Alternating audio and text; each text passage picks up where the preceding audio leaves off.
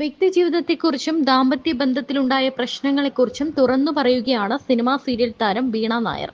ഭർത്താവിൽ നിന്നും അകന്നാണ് കഴിയുന്നതെന്നും എന്നാൽ നിയമപരമായി തങ്ങൾ വിവാഹമോചിതരായിട്ടില്ല എന്നും വീണ വെളിപ്പെടുത്തി. എന്റെ മകൻ സന്തോഷവാനാണ്. അവൻ ഞങ്ങളെ രണ്ടുപേരെയും മിസ് ചെയ്യുന്നില്ല. കണ്ണൻ വരുമ്പോൾ അവൻ അദ്ദേഹത്തിനൊപ്പം പുറത്തു പോകാറുണ്ട്. അവൻ അച്ഛന്റെ സ്നേഹം കിട്ടുന്നുണ്ട്. എനിക്കൊരമ്മയുടെ സ്നേഹം മാത്രമേ കൊടുക്കാൻ പറ്റൂ. അച്ഛന്റെ സ്നേഹം കൊടുക്കാൻ പറ്റില്ല. അത് അവന് അദ്ദേഹത്തിലൂടെ ഇപ്പോഴും കിട്ടുന്നുണ്ട്. ഞങ്ങൾ തമ്മിലുള്ള പ്രശ്നം മാത്രമാണ്. എല്ലാവരുടെയും ജീവിതത്തിൽ എല്ലാ കാര്യത്തിനും അതുപോലൊരു ഫുൾ സ്റ്റോപ്പ് ഉണ്ടായിരിക്കും. അതുപോലൊരു ഫുൾ സ്റ്റോപ്പ് ഇക്കാര്യത്തിലും ഉണ്ടാകും. അതങ്ങനെയാണ് എന്നുള്ളത് വൈകാതെ അറിയിക്കും. അദ്ദേഹത്തിന്റെ പോസ്റ്റ് ഞാനും കണ്ടിരുന്നു. അതിനുള്ള എല്ലാ അവകാശവും അദ്ദേഹത്തിനുണ്ട്. മറ്റൊരു സ്ത്രീയാണ് അദ്ദേഹത്തിന് ശരിയായി തോന്നുന്നതെങ്കിൽ ഞാൻ എന്ത് പറയാനാണ്? നേരത്തെയൊക്കെ ഇങ്ങനെ ചോദിക്കുമ്പോൾ ഒരു ബുദ്ധിമുട്ട് വരും. എനിക്കൊരു മകനുണ്ട്. അവന്റെ കാര്യങ്ങൾ നോക്കി നടത്തണം. പ്രൊഫഷനായി മുന്നോട്ട് പോകണം. നിയമപരമായി ഞങ്ങൾ വിവാഹമോചിതരായിട്ടില്ല, അകന്ന് കഴിയുകയാണ് എന്നത് സത്യമാണ് എന്നാണ് വീണ നായർ പറഞ്ഞത്. ബിഗ് ബോസ് ദാമ്പത്യ ജീവിതത്തെ ബാധിച്ചു എന്ന തരത്തിലുള്ള വാർത്തകളും വീണ നിഷേധിച്ചു. ഒരു ഷോ കാരണം ഒന്നും തകരുന്നതല്ല കുടുംബം. അത് കുറേ നാളുകളായുള്ള യാത്രകൾ കൊണ്ട് സംഭവിക്കുന്നതാണ്. ബിഗ് ബോസ് കാരണം എന്റെയും മഞ്ജു പത്രോസിന്റെയും ഒക്കെ കുടുംബം തകർന്നുവെന്ന പല കമന്റുകളും കണ്ടിരുന്നു. അതങ്ങനെയല്ല.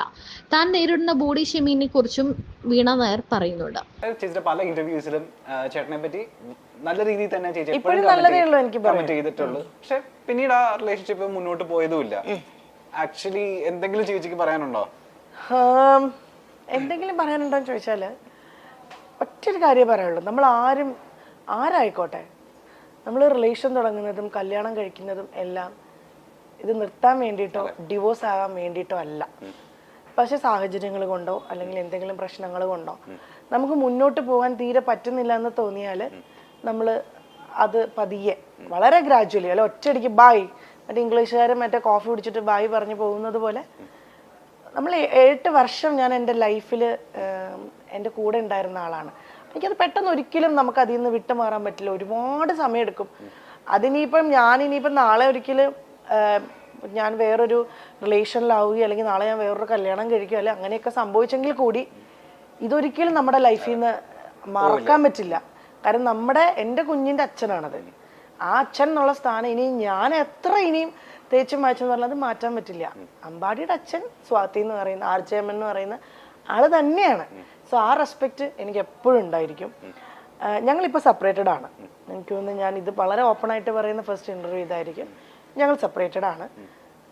ഇപ്പോൾ ഒരു 2 വർഷത്തോളമായിട്ട് ഞാൻ കൊച്ചിയിലാണ് താമസിക്കുന്നത്. പക്ഷെ ഞങ്ങൾ തമ്മിൽ മോൻ്റെ കാര്യത്തിൽ എല്ലാം പ്രോപ്പറായിട്ടും കുഞ്ഞിനെ ഇപ്പം പുള്ളി നാട്ടിലുണ്ട്. മോനെ കൊണ്ടുപോകുന്നുണ്ട്, കൊണ്ടുവിടുന്നുണ്ട്, മോനെ കാണാറുണ്ട്. അവൻ്റെ അപ്പൂപ്പൻ്റെ അമ്മൂമ്മയുടെ അടുത്ത് പോയി എൻജോയ് ചെയ്യാറുണ്ട്. അപ്പൂപ്പൻ്റെ അമ്മൂമ്മയെ അവന് ഭയങ്കര ഇഷ്ടമാണ്. കാരണം എനിക്ക് അച്ഛനും അമ്മയില്ല. സോ അവൻ്റെ അപ്പൂപ്പൻ്റെ അമ്മൂമ്മയുടെ സ്നേഹം അറിയണമെങ്കിൽ തീർച്ചയായിട്ടും കണ്ണൻ്റെ അച്ഛനും അമ്മയുള്ളൂ. അതിനൊക്കെ ഇനി ഞാൻ ഇതൊന്നും കാണിച്ചിട്ട് കാര്യമില്ല. അവന് ആ സ്നേഹം കിട്ടണം, അവിടെ തന്നെ പോകണം. നാളെ ഒരിക്കലും വലുതായി വരുമ്പം എന്നോട് ചോദിക്കരുത് എൻ്റെ അപ്പൂപ്പൻ്റെ അമ്മൂമ്മ എനിക്കിടക്ക് പോകാൻ പറ്റിയില്ല അല്ലെങ്കിൽ എനിക്ക് എൻ്റെ അച്ഛൻ്റെ കൂടെ അങ്ങനെയൊന്നും ചോദിക്കാനുള്ള സിറ്റുവേഷൻ ഒരിക്കലും ഉണ്ടാക്കില്ല ഞാൻ. ഇപ്പം ഞാൻ എൻ്റെ മോൻ്റെ കാര്യങ്ങളെല്ലാം നോക്കി വളരെ ഹാപ്പിയായി അവന് വേണ്ടിയിട്ട് മാത്രമായിട്ട് സ്റ്റാൻഡ് ചെയ്ത് ജീവിച്ചുകൊണ്ടിരിക്കുകയാണ്. ഇപ്പോൾ നല്ല ഹാപ്പി ആയിട്ടാണ് ഭഗവാൻ അനുഗ്രഹിച്ച് ഇപ്പോൾ പോകുന്നത്. പിന്നെ എന്താ പറയുക, ഇങ്ങനെയുള്ള ഇപ്പം നമ്മൾ ഒരു സെപ്പറേറ്റഡ് ആയിട്ടുള്ള ഒരു സ്ത്രീ എന്നുള്ള രീതിയിൽ ഇപ്പോഴും സമൂഹം വേറൊരു രീതിയിലാണ് അതിനെ കാണുന്നത്. അതിപ്പം ഞാൻ നേരത്തെ ഒരു കാര്യം പറഞ്ഞില്ല, എൻ്റെ ലൈഫിലെ പ്രശ്നങ്ങൾ അത് എനിക്ക് മാത്രം ഞാൻ എക്സ്പീരിയൻസ് ചെയ്ത കാര്യമായിരിക്കും.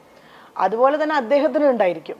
അദ്ദേഹം എക്സ്പീരിയൻസ് ചെയ്ത കാര്യങ്ങളും അല്ല അദ്ദേഹത്തിന് ഉണ്ടായ ബുദ്ധിമുട്ടുകളും അത് രണ്ടും കൂടെ ചേർന്നിട്ടായിരിക്കും. അല്ലാതെ എപ്പോഴും എന്ത് പ്രശ്നങ്ങൾ വന്നാലും ഒരാളുടെ മാത്രം മിസ്റ്റേക്ക് കൊണ്ടല്ല. എനിക്ക് എൻ്റെ ഒരു എക്സ്പീരിയൻസിലാണ് ഞാൻ ഈ പറയുന്നത്. 2 ഭാഗത്തും എന്തെങ്കിലുമൊക്കെ കാരണങ്ങൾ കൊണ്ടായിരിക്കാം ഒരു ബന്ധം വേണ്ടാന്ന് നമ്മൾ വെക്കുന്നത്. ഇപ്പോഴും ഞങ്ങൾ ഡിവോഴ്സ് ആയിട്ടില്ല. ഇനി നാളെ ഒരിക്കൽ ഞങ്ങൾ മുന്നോട്ടേക്ക് മോന് വേണ്ടിയിട്ട് പോകുമെന്നും അറിയില്ല.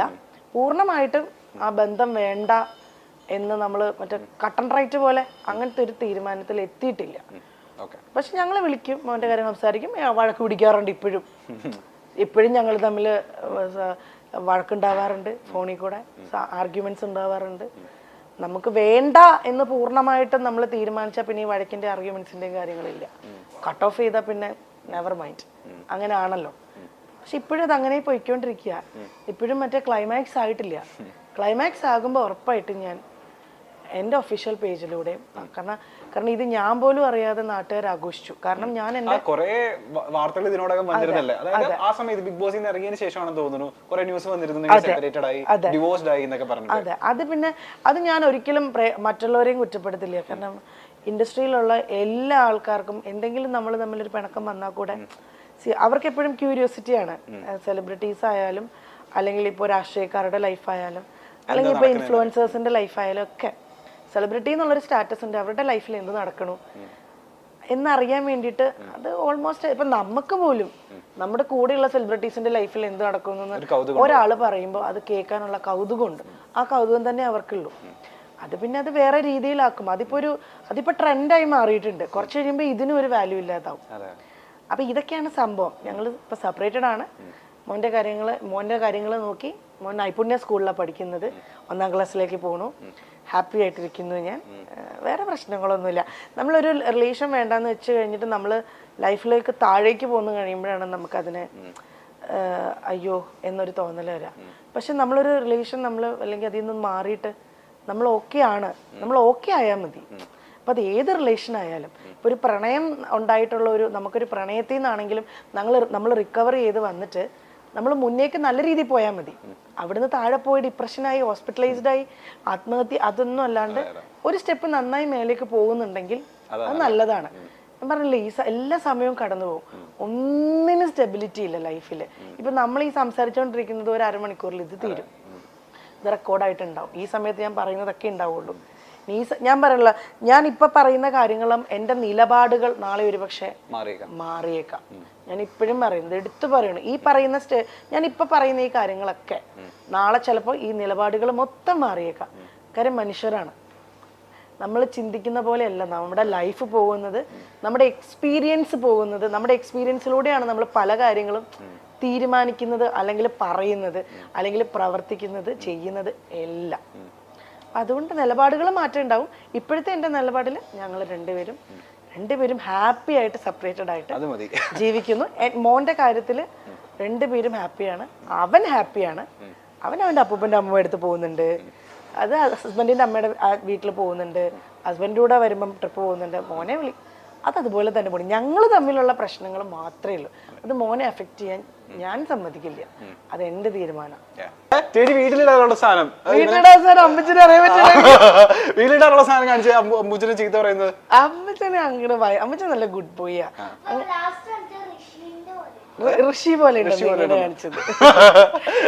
അമ്മച്ചൻ നല്ല ഗുഡ് ബോയ് ആട്ടോ. അമ്മ എങ്ങനെയുണ്ട്? വീട്ടിൽ എങ്ങനെയുണ്ട്? ഭയങ്കര ദേശീയക്കാരിയാണോ?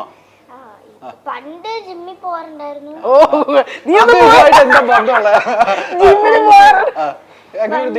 തല്ലാറുണ്ടോ അമ്മ? വടിയെടുത്ത് കൈ കൊണ്ട് തല്ലാറുണ്ടോ? പിച്ചാറുണ്ടോ? അമ്മ ഏറ്റവും കൂടുതൽ ദേഷ്യപ്പെടുന്നത് എന്തിനു വേണ്ടിട്ടാ?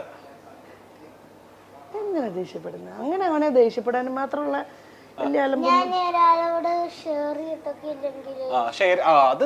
നല്ല കാര്യമല്ലേ? അത് നമുക്ക് മിടിക്കുക അമ്മ ആ കാര്യത്തിൽ. പിന്നെ പോട്ടെ, അമ്മയുടെ ഏറ്റവും ഇഷ്ടപ്പെട്ട സംഭവം എന്താ? ക്വാളിറ്റി എന്താ? അമ്മയെ പൊന്നെ എന്തുകൊണ്ടാ ഇഷ്ടം? അത്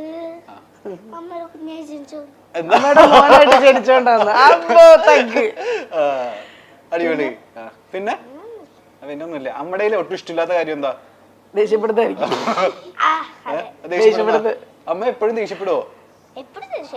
ഇടയ്ക്ക് ഭയങ്കരയാണോ അമ്മ? പാവണോ? ഞാൻ ഈ കുരുത്തക്കേടൊക്കെ കാണിപ്പോ അമ്മ ഞാനത് ചെയ്യാതിരിക്കാൻ വേണ്ടി അമ്മയെ ഇപ്പുറത്ത് വന്നിക്കോ, ചേട്ടന് കിട്ടുന്നില്ലെന്ന് നിന്നെ.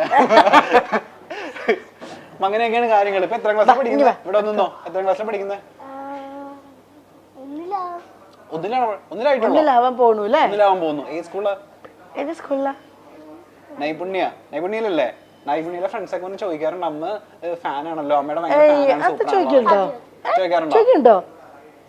അമ്മയുടെ ഫാനാണെന്നൊക്കെ പറയാറുണ്ടോ? കുഞ്ഞുകുട്ടികളല്ലേ, അറിയില്ലായിരിക്കും അല്ലേ? ചോദിക്കാറുണ്ടോ? മുട്ട നീ എന്നോട് ഇതുവരെ ചേച്ചിക്ക് അറിയില്ലായിരുന്നോ? എന്നോടൊന്നും ഇതുവരെ പറഞ്ഞിട്ടില്ലല്ലോ. ഓ, ഇങ്ങനെ വല്ല ഇന്റർവ്യൂ വരുമ്പോ പറയാൻ വേണ്ടി ഞങ്ങൾ വെച്ചിരുന്നതാണ്. കിട്ടിയിരുന്നില്ല അവനല്ലേ? പോലെ അടിപൊളി കേട്ടോ.